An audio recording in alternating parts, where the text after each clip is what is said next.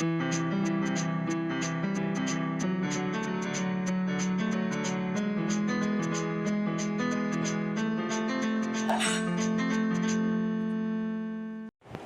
செய்ய தேவையான பொருட்கள்: கோதுமை மாவு 2 கப், பச்சரிசி மாவு 1/2 கப், தண்ணி தேவையான அளவு, உப்பு 1 ஸ்பூன், நெய் 1 ஸ்பூன், பெருங்காயம் 1 ஸ்பூன், மிளகாத்தூள் 1 ஸ்பூன், மஞ்சள் தூள் 1/4 ஸ்பூன், சீரகம் 1 ஸ்பூன், ஆயில் தேவையான அளவு. வறுக்கிறதுக்காக ஒரு ஈர துணி எடுத்துக்கணும். இந்த மாதிரி கோதுமை மாவு அந்த 2 கப் சொல்லியிருந்தேன் இல்லையா, அந்த ஈர துணியில் அதை போட்டுக்கோங்க. ப்ளஸ் அந்த 1/2 கப் அரிசி மாவு. இது ரெண்டையும் நல்லா க்ளோஸ் பண்ணி ப்ரெஷர் குக்கரில் வச்சு அந்த வெயிட் போடாமல் 15 மினிட்ஸ் நம்ம ஸ்ட்ரீம் பண்ணி எடுத்துக்க போகிறோம். குக்கரில் அடியில் 1 கப் தண்ணி விட்டுட்டு இந்த மாதிரி அடியில் ஒரு கிண்ணம் அந்த மாதிரி ஏதாவது கவுத்து வச்சுட்டு துணி இருக்கு இல்லையா, அதை வச்சு க்ளோஸ் பண்ணி வெயிட் போடாமல் 15 மினிட்ஸ் வச்சு ஸ்ட்ரீம் பண்ணி எடுத்துக்கலாம். 15 மினிட்ஸ் ஸ்ட்ரீமில் வச்சு எடுத்தாச்சு. ஓப்பன் பண்ணி 10 மினிட்ஸ் கொஞ்சம் ஆற விட்டுடலாம்.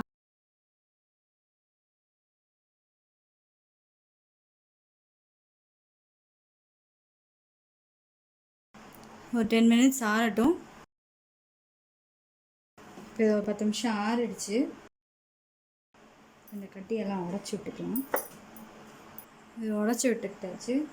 இப்போ பவுலில் சலிச்சு கொஞ்சம் சேர்த்துக்கலாம்.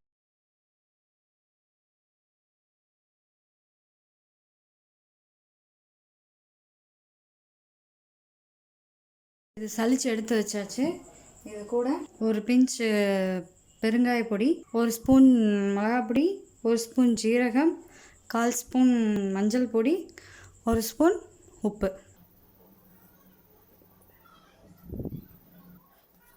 இதை நல்லா மிக்ஸ் பண்ணி விட்டுக்கலாம்.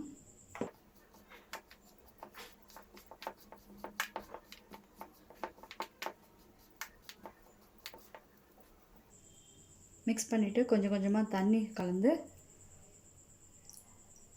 பிசைஞ்சிக்கலாம். நம்ம அந்த சப்பாத்திக்கு மாவு தரட்டுவோம் இல்லையா, அந்த மாதிரி கொஞ்சம் இலகுன மாதிரி பிசைஞ்சிக்கலாம். இப்போ இந்த மாதிரி ஸ்டார் இதை எடுத்திருக்கேன் நான் முறுக்கு புளியறதுல.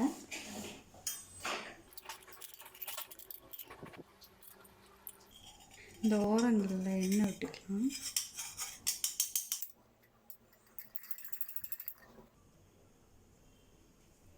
கொஞ்சம் போல் மாவு எடுத்துட்டு